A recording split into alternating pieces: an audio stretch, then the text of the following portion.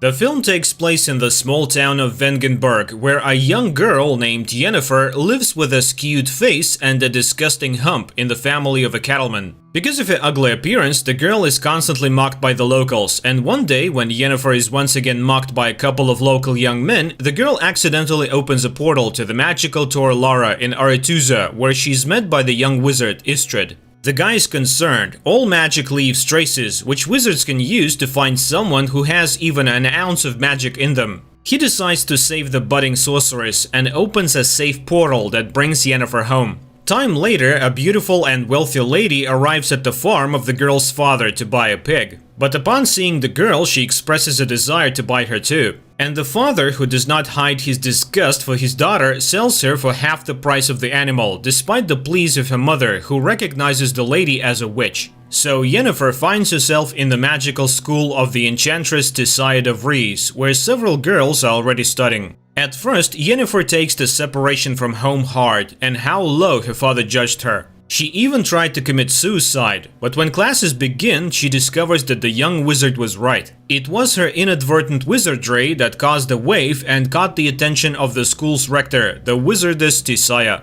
The girls who study at the school have also distinguished themselves with the same unique skills. Soon Tissaia holds the first test. The girls must lift a stone and a flower without touching them, and using a spell. Everyone more or less manages to cope with the task, but Yennefer fails. The girl stubbornly tries again and again until Tissaia stops her. Frustrated, Yennefer runs away. Later, she finds Istrid in the cave and tells him her name. Sometime later, Tissaia trains her female pupils to recognize man's greatest fear. She seats the girls in pairs and orders them to look into each other's eyes until they get inside their rival schemes. Yennefer pairs up to encourage the girl, but she again fails. Tissaia is enraged. Yennefer is useless. And this is because she's lying to herself. Even if she were a beauty, no one would love her. Although she's not the only one to whom she has problems, Yennefer shares the problems with her only friend, Istrid, who talks about her schooling. He too was having a hard time with everything. The boy offers to read his mind, and the girl succeeds. One night, Tissaia wakes the girls in the middle of a storm and takes them to the Tor Lara, the most powerful magic place on the continent, entrance to which is only open to members of the Wizard Brotherhood.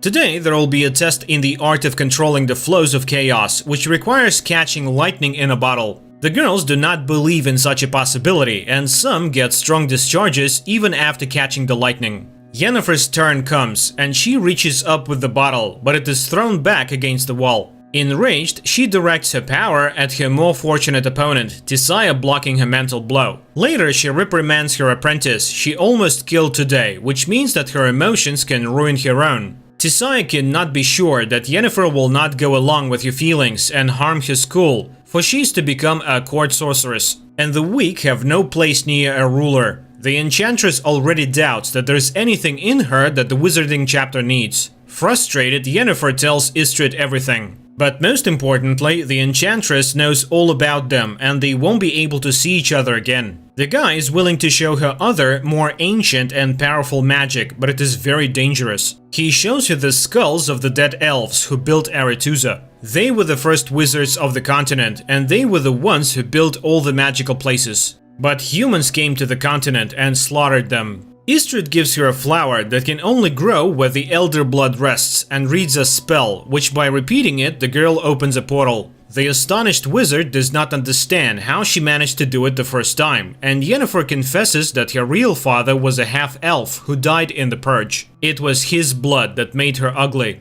The boy kisses Yennefer and confesses his love. Later, she shows Tissaia the flower. It turns out that this was her assignment, to get the plant by applying the skills of false emotion. Yennefer hopes to be elevated. The enchantress promises that she will soon hear a knock and know when it is time. Meanwhile, Istrid is also reporting to his mentor, Stregobor, about what he has learned about the girl. One night, Yennefer hears a knock at her neighbor's door and, taking the flower, goes after them. She peeks out as Tissaia turns the four of them into eels. The enchantress knows the girl is here and orders her to come out and push her former fellow students into the water. They are now the conduits of magic for Aretuza. Yennefer performs this and then sees many silhouettes of former schoolmates in the water. Time passes. Yennefer enjoys a love affair with Istrid, applying what she has learned to enhance the effect of intimacy. Thus, one day she created a whole crowd that watched their intimacy and then rewarded the lovers with applause. The guy is amazed at her imagination. What will she come up with next time? So, the day of the final rite is approaching, after which they will be masters of their own destiny. Yennefer dreams of graduating from Aretuza and returning to her native Aedirn as a powerful sorceress to show her longtime abusers and her father what she's been able to achieve. In addition, all Aretuza graduates are perfected before being sent to the different kingdoms. All physical defects are removed, which awaits Yennefer as well. The wizard in charge shows her his work, the flawless beauty of the graduates, and promises her an equally wonderful result. He suggests making her color a noble but strong gray. Tissaia, on the other hand, teaches her to look in the mirror and see what Yennefer herself wants. She orders the girl to close her eyes and imagine the most powerful woman in the world. Yennefer complies with the order, but does not yet see the promised beauty. Meanwhile, the chapter of wizards gathers in Aretuza to decide where their graduates should go, for all kings need court wizards. Then it transpires that one of the leaders of the council, the wizard Stregobor, knows that Yennefer is a quarter elf, which means that she will not be accepted at Aretuza, where there is a prejudice against elves. The chapter vows to send Yennefer to Nilfgaard, which the aspiring enchanter does not like. She demands an audience with the chapter, but Tissaia declares herself in charge of the distribution.